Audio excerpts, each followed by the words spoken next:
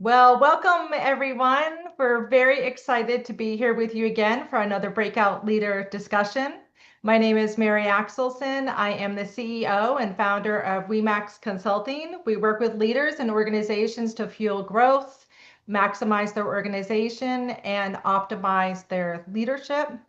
I am also the co-founder of Breakout Leaders with my colleague Amy Wood, and Amy and I are on a mission to empower ambitious leaders by championing human-centered leadership that integrates whole person success with organizational impact.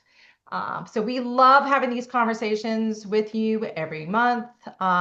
We intend them to be interactive so that we can help leaders thrive amid constant distractions and disruption. And I can't think of a more important topic to be having right now than how to have real, authentic conversations with your team amid all the distractions and disruptions that we're experiencing. And our goal is that you will walk away with some very practical tips to help you with your team. I couldn't even be more excited to have Courtney here with us. Courtney and I met each other before the pandemic. He was actually the facilitator of a panel discussion we were having on women in leadership. And Courtney, I immediately fell in love with you and made it a goal for us to stay connected throughout the years. So it's a bit surreal for me to have you here with us today and to be on the other side of the conversation with you. And I just can't wait to hear all your insights. So I'll turn it over to you to do a brief introduction and then to Amy, and then we'll jump in. Thank you, Mary. And you are far, far too kind. And admittedly, I felt exactly the same when I met you too. It's as if I had known you for more than the just initial meeting we had, to be honest. Thank you to everyone who's tuning in, and quite honestly, to everyone who'll see this after the live production. As Mary stated, my name is Courtney White. What's good to say? Well, for maybe a little over 2 decades, or some know that that's probably just a little more than 10 million minutes, not that I'm counting. I have been all in on people, purpose, and progress. I have grown from the ground floor to the strategy table, across industries, across borders, and always with impact at the center. Now, reality about me too, and those that probably are closer to me know this. I don't get caught up in titles. What I care more about is what gets built, who gets better, and how we show up. Culture, leadership, and transformation are at the heart for me, and I consider these three things my zone. And my goal is to bring it every day boldly. But just in case anybody's curious, I am also the head of human resources at BASF for our agricultural solutions organization. Thanks so much. Right. Thanks, Courtney. Amy?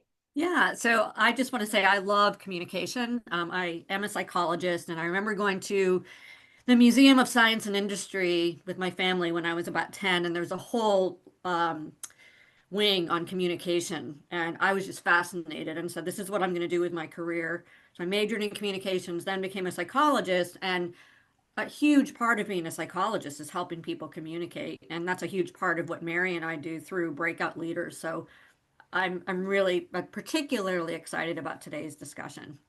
Great. Thanks, Amy. All right, well, let's get into it. So BASF, over 100,000 employees worldwide, over 80 countries, and according to what I could get off the internet, $65 billion in sales in 2024. Right. So as we think about your organization, Courtney, and just, organizations more broadly, navigating constant disruption and daily distractions, I don't know if I've ever heard so many restructuring conversations as I have in the past year. AI, digital transformation, and we have even more ways to communicate with each other than we ever did before. So tell us about what you're seeing in your organization, and as a leader, How do you help cut through some of that noise, those distractions, those disruptions? Yeah, it's a fascinating question, and maybe before I jump in, I'll say something that I heard from a leader that I admire too. When asked this question that you always hear, like, "What keeps you up at night?" And for the first time, I heard him say an answer that I didn't hear from others, and that is, he said nothing.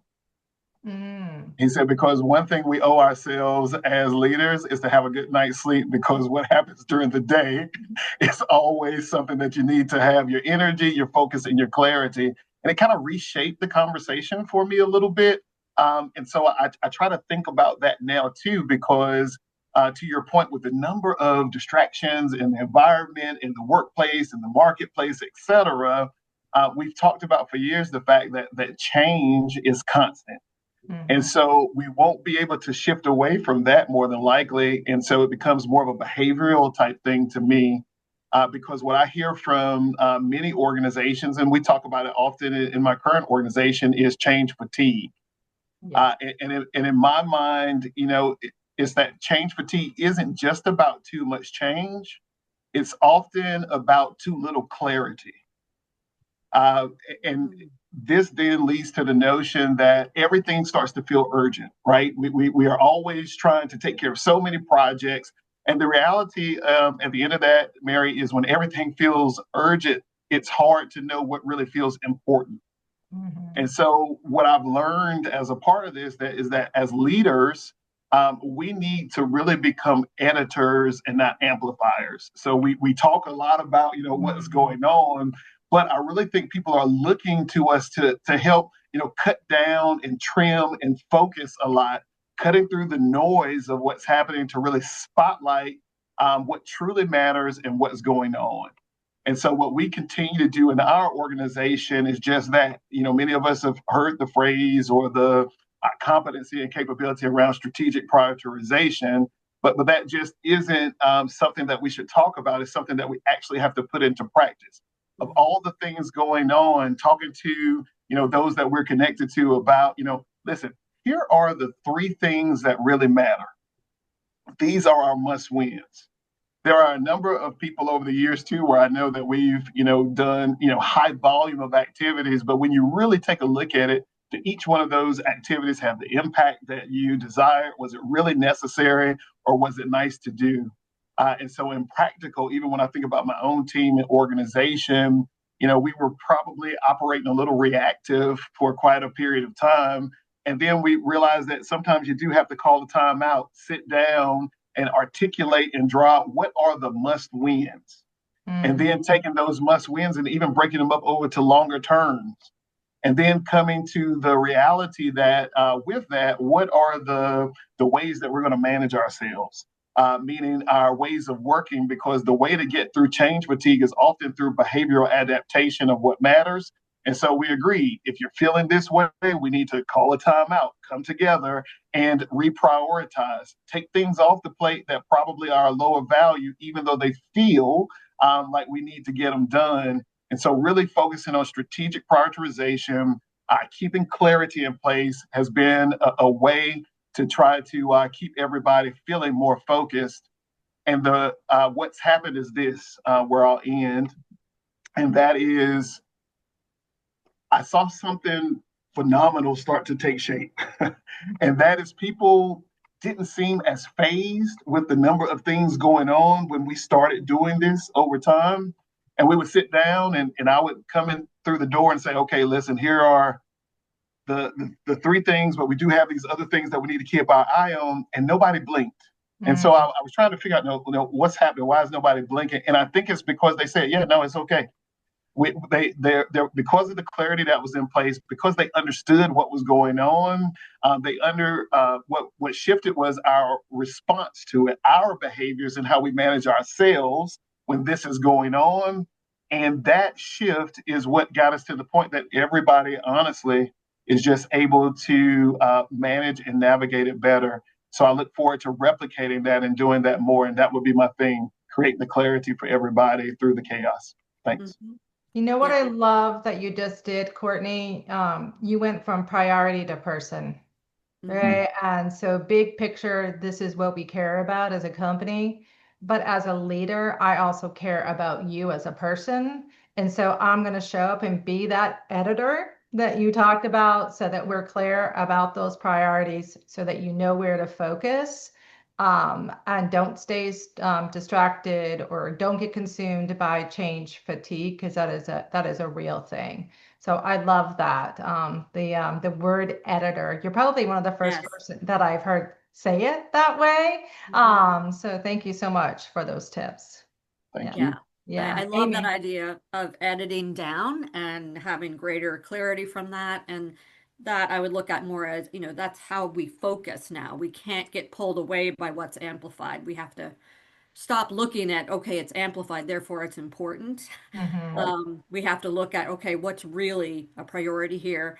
Um, and aside from that, I think it's about how we communicate. I was reading recently that 84% of employees rely on their managers for important communication from the organization.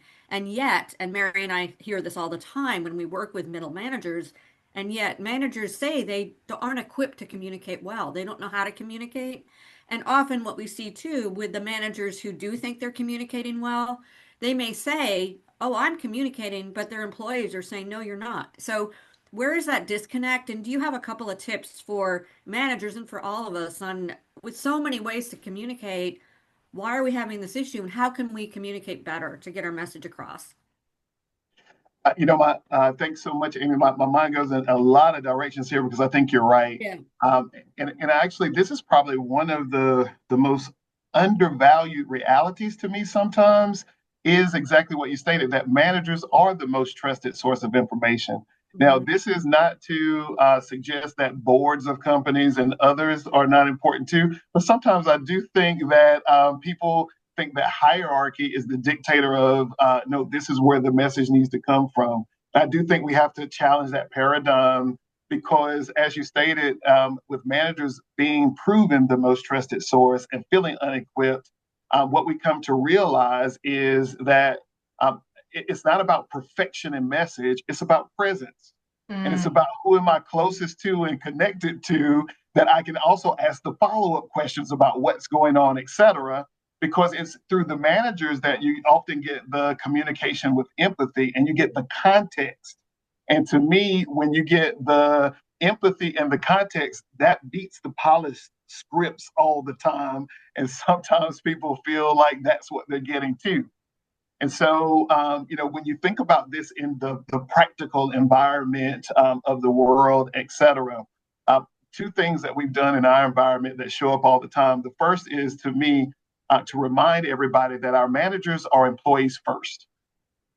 And so oftentimes they get the messages for things at the same time that the people who report to them get the message. And yet they're supposed to be prepared somehow to carry it forward when they haven't had time to digest and to understand what's going on. So I do think we always have to think about the situational times where we do one over the other and which lens are we communicating with them through.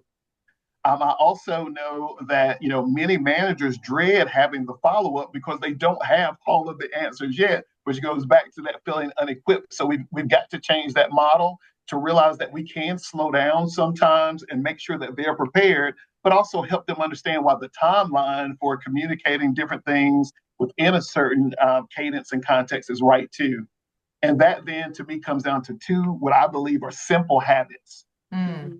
And that is to ensure that we always explain the why behind the decisions.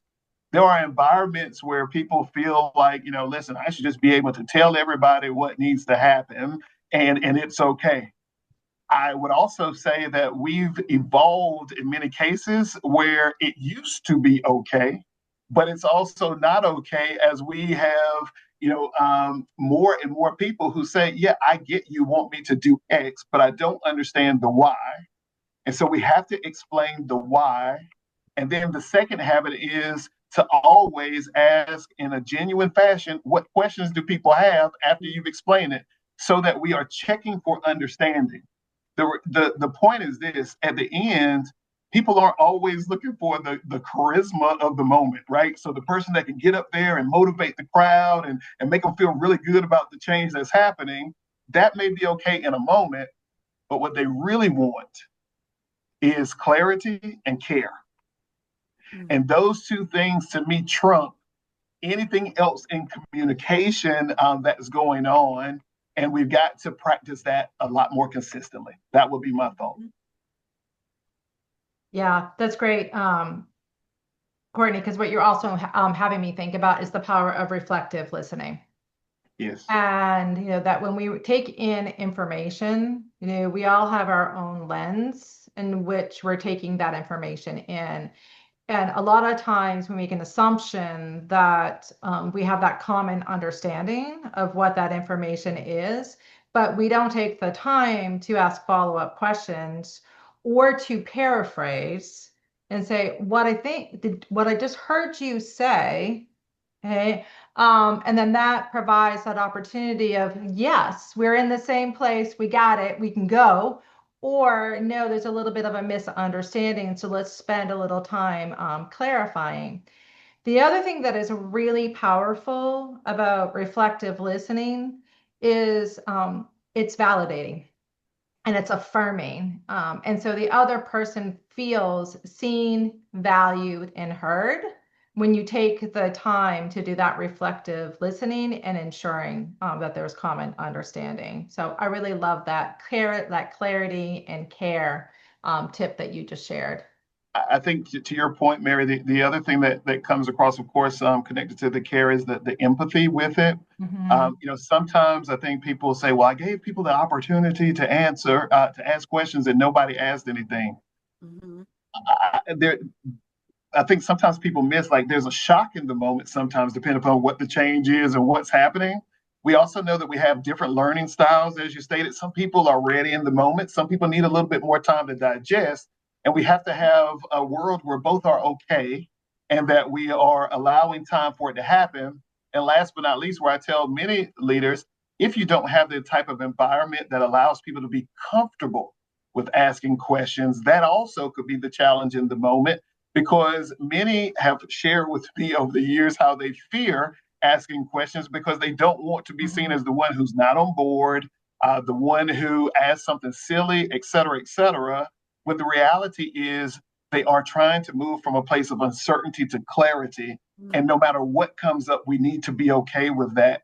And this type of stuff sometimes doesn't happen overnight because it can be cultural, but we do have to start in order to progress it until we get to the point where this is okay. So I just wanted to offer that as a build, but thank you.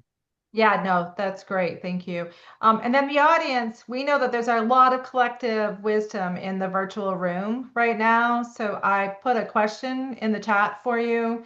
And then Jillian prompted you to share your tips as well. So please feel free to add any recommendations or suggestions that you have as well. So let's go back to that point we started with, that we have more ways to communicate with each other than we ever had as far as our world is concerned. And we also have 5 generations in the workforce for the first time.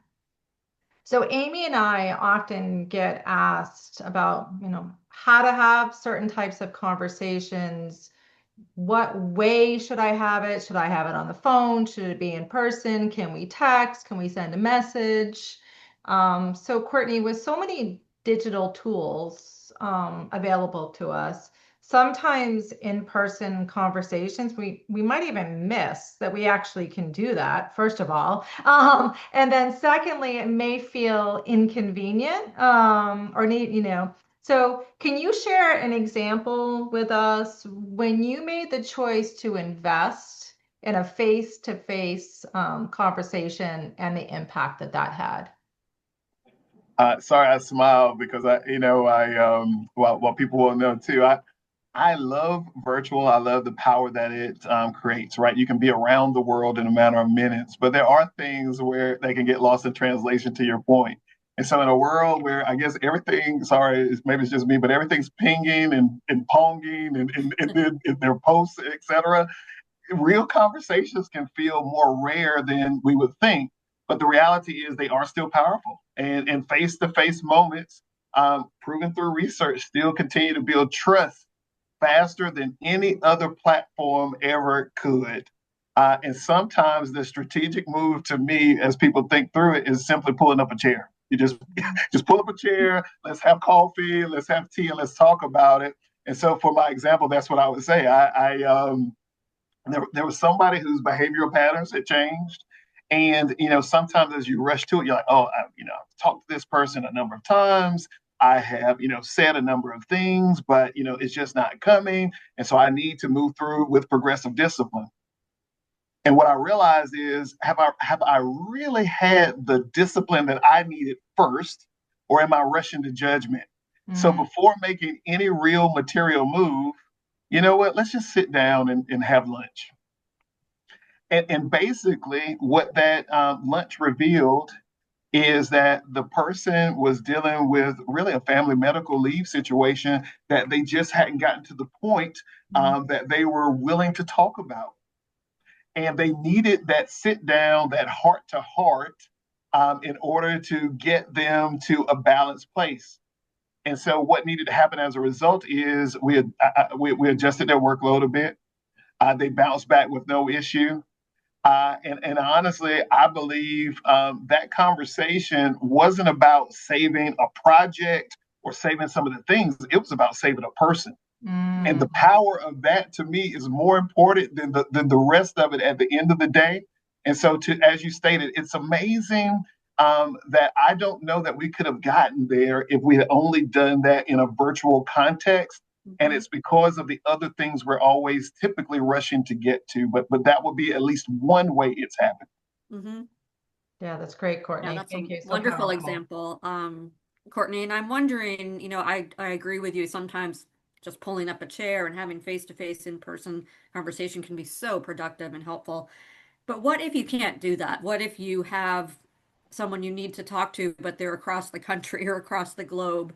What do you do then? Do you have any tips for elevating virtual communication to make it more meaningful?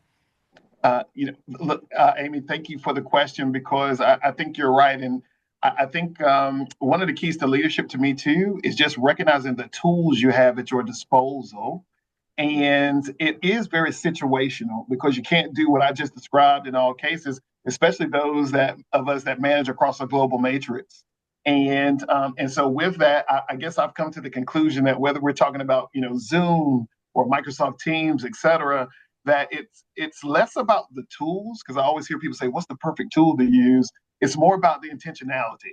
Mm-hmm. And if I live in a world where I don't have hallway chats, I don't have in-person discussions where I can see like real body language and maybe even facial expressions if somebody's not on camera, et cetera, I think you have to be that much more intentional about how you design the connection that you have with the person so that it's very human and not just high tech, right? So I can pull up whiteboards and do all this other kind of stuff. But what I'm really still trying to do is build relationship at the end of the day.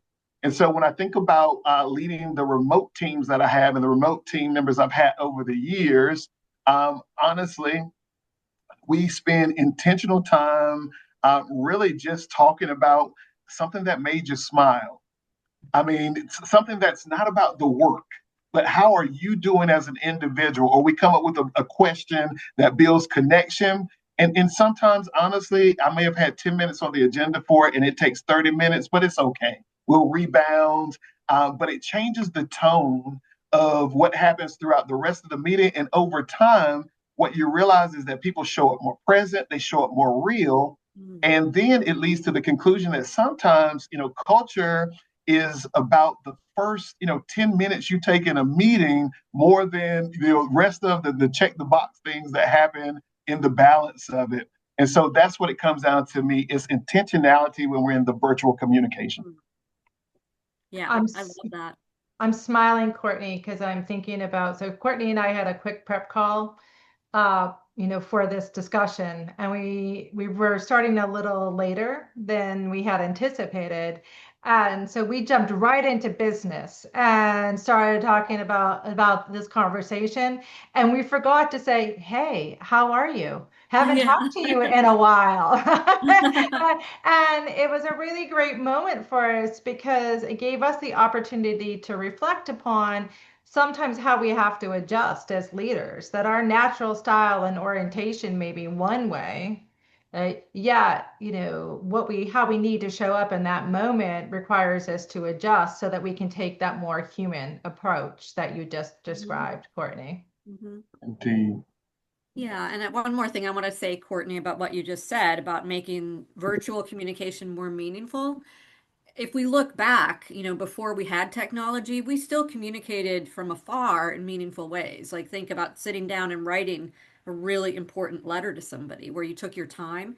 And I think that's really critical. If you want to communicate well, sometimes you have to stop and really think about what you're saying. And part of the problem is we just tend to go too fast. And we're reactive instead of saying, what do I really want to say and how do I want to express that? Agreed. Agreed. Absolutely. So we have one more minute.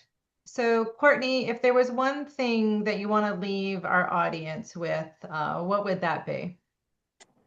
Thank you. First, thank you so much for the time. I've enjoyed this tremendously. And Mary, I think we said it last, but clearly I could talk to you all probably for the rest of the day. But knowing that we're going for a close, look, my takeaways would be as follows.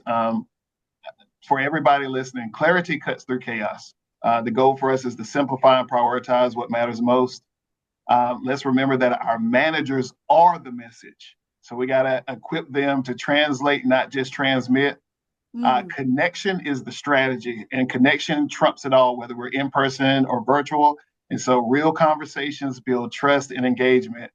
And so, in a world where there is constant noise, the leaders who win are the ones who listen better, speak clearer, and show up more human. Thanks. Love that, Courtney. Thank you so thank you much. so much. Yeah, that's great. Yeah. Indeed. So thank you everyone for showing up with us today.